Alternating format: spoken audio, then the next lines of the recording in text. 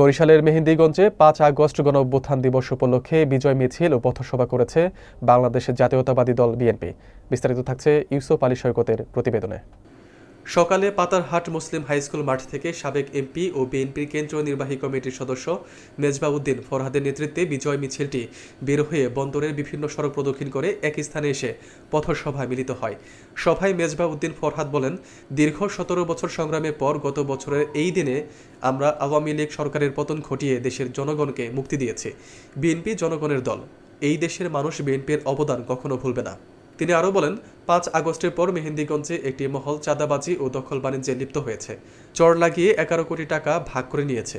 দল ক্ষমতায় এলে এসবের বিচার করা হবে। অনুষ্ঠানে আরও বক্তব্য রাখেন বিএনপি নেতা সৈয়দ রফিকুল ইসলাম লাবু, জিয়াউদ্দিন সুজন, শাহ এমআর আলম, কামাল উদ্দিন আহমেদ প্রমুখ। শেষে শহীদদের স্মরণে দোয়া ও মোনাজাত করা হয়। আজকের এই গণ অভ্যুত্থানের ১ বছর পূর্তি উপলক্ষে আজকের এই সভার সম্মানিত সভাপতি, আপনাদের এলাকার কৃতি সন্তান, সাবেক মেয়র, মেহেন্দিগঞ্জ থানা বিএনপির সাবেক সভাপতি জনাব রফিকুল ইসলাম লাবু, উপস্থিত আছেন বিশিষ্ট সমাজসেবক এবং জেলা শাখার সদস্য অয়েদ হারুন সাহেব সহ অঙ্গ সংগঠনের নেতৃবৃন্দ এবং বিভিন্ন ইউনিয়ন থেকে যারা এসেছেন তাদেরকে আমি আমার অন্তঃস্থল থেকে ধন্যবাদ জানাই। সাথী বন্ধুরা আমার, এই দিনে ১ বছর পূর্বে ষোড়শ শাসকের পতন হয়েছিল।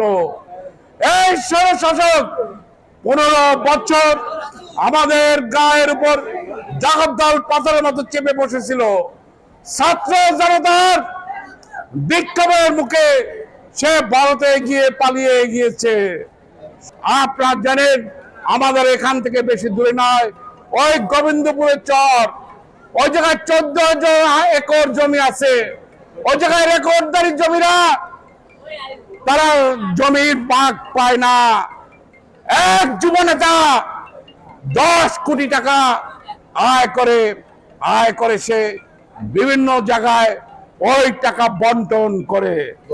ইনশাআল্লাহ আমরা আশা করি আগামী দিনে যদি একটি গণতান্ত্রিক সরকার আসে, এই চাঁদাবাজ, এই চাউলচরদের বিচার ইনশাআল্লাহ এই মাটিতেই করব ইনশাআল্লাহ। সকলকে ধন্যবাদ জানিয়ে আমি আমার বক্তব্য শেষ করছি। খোদা হাফেজ। বাংলাদেশ জিন্দাবাদ। শহীদ জিয়া রহমান।